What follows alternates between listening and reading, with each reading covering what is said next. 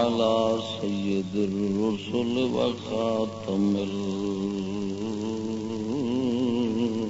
الأنبياء محمد المصطفى وعلى آله وأصحابه وعلى آله وصحابه أولي الصدق والصفاء.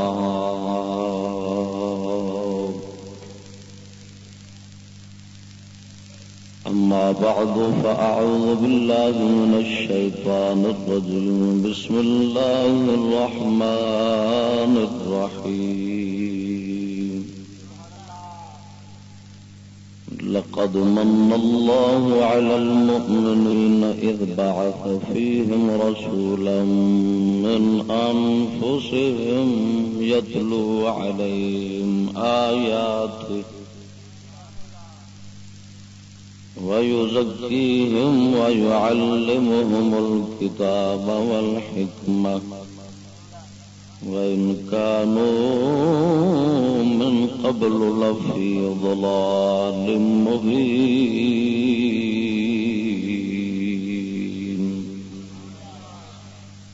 آمنت بالله صدق الله مولانا العظيم وصدق رسوله النبي الكريم الأمين. إن الله وملائكته يصلون على النبي يا أيها الذين آمنوا صلوا عليه وسلموا تسليما. ذوق شوق نالو چھ آواز میں الصلاۃ والسلام علیک یا سیدی یا رسول اللہ وعلى آلك وأصحابك يا سيدي يا حبيب الله. الصلاة والسلام عليك يا سيدي يا خاتم النبيين وعلى آلك وأصحابك يا سيدي يا مكين قلوب المؤمنين.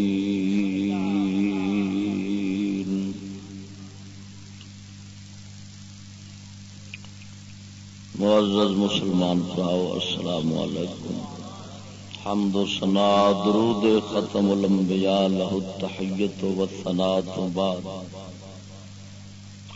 آج رانا فریاد ہے حق تعالی جل شانہ بندہ ناچیز دے دل دماغ زبان نگاہ نو ہمیشہ لئی ہر خطا تو محفوظ فرماوے اور نفس اور شیطان دے فتنیاں تو دائمی پناہ عطا فرمائے. دوستو محترم محمد ظہور احمد صاحب نے محفل میلاد النبی صلی اللہ تعالی علیہ وسلم دے سلسلے وچ منعقد کیتی ہے. پہلی مرتبہ تواڈے گاؤں وچ حاضری ہوئی. میں کافی دنوں تو بیمار سا اور انہوں کی یہ تاریخ جتھے جس دے وچ جلسہ ہو رہا ہے یہ سالانہ گنگ شریف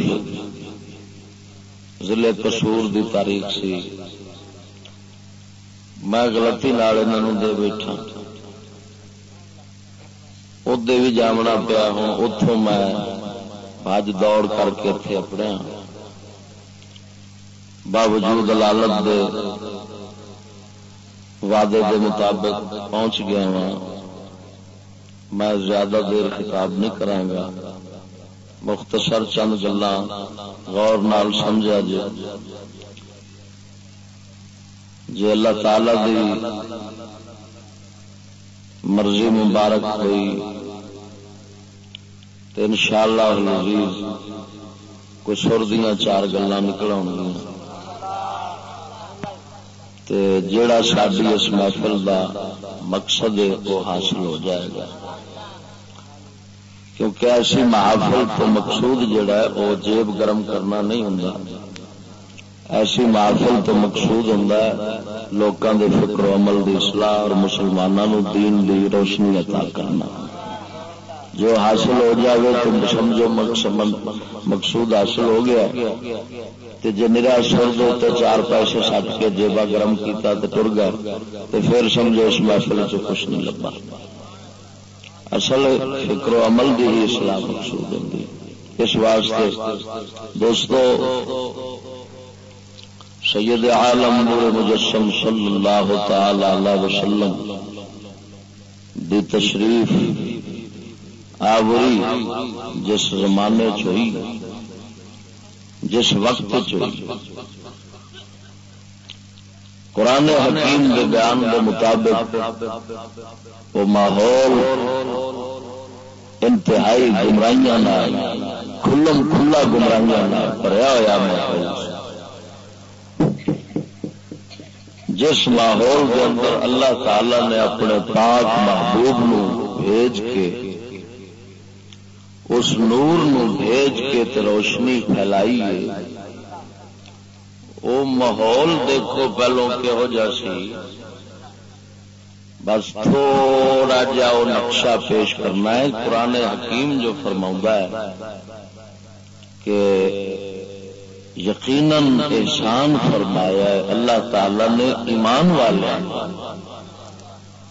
یقیناً احسان فرمایا ہے اللہ تعالی نے ایمان والوں سے کہ انہاں وچ بھیجیا ہے انہاں تو یعنی انہاں دے وچوں ہی ایسا رسول مقدس جڑے انہاں دے اوتے اللہ دی آیات تلاوت کردے ہیں اور انہاں نو ستھرا کردے ہیں، پاک کردے ہیں، اور انہاں نو کتاب اور حکمت یعنی سنت دی تعلیم ارشاد فرماندے ہیں۔ وَإِنْ كَانُوا مِنْ قَبْلُ لَفِي ضَلَالٍ مُبِينٍ۔ وہ مومن اس رسول معظم دے تشریف لیاون تو پہلا کھلم کھلا گمراہی یہ سایہ کریمہ نے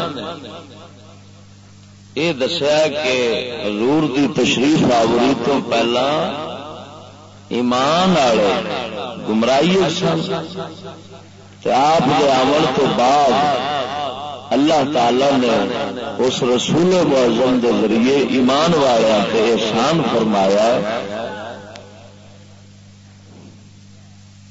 تو ہن قبلہ اللہ تعالی نے احسان جو فرمایا ہے ایمان والوں تے اس احسان دی قدر سانو تا پتا لگنا ہے جسے پہلو سانو اس احسان تو دور ہو کے جیڑی گمراہی سی وہ کھلے ساڈے سامنے بھی وہ گمراہی کیڑی سی جدے وچوں رسول کریم نے امت نو کڈیا۔ ٹھیک ہے نا؟ حضور سرکار جو تشریف لے آئے نے تے آپ نے آن کے گمراہی چوں کڈیا ہے، وہ کادی گمراہی سی، کیڑی شے وچ دنیا پھسی ہوئی سی، تو پھر آن کے حبیب خدا نے نجات دیتی ہے، تو دتی انہوں جڑے ایمان والے ہیں۔ بس یہاں گلوں دو تسا سمجھو، پہلا سمجھاواں گا کہ گمراہی کی سی، پھر سمجھاواں گا کہ ہدایت کی سی۔ دوستو جب اسا سید عالم صلی اللہ علیہ وسلم تو ما قبل یعنی آپ سرکار دے اعلان رسالت تو پہلے دے حالات دا مطالعہ کرنے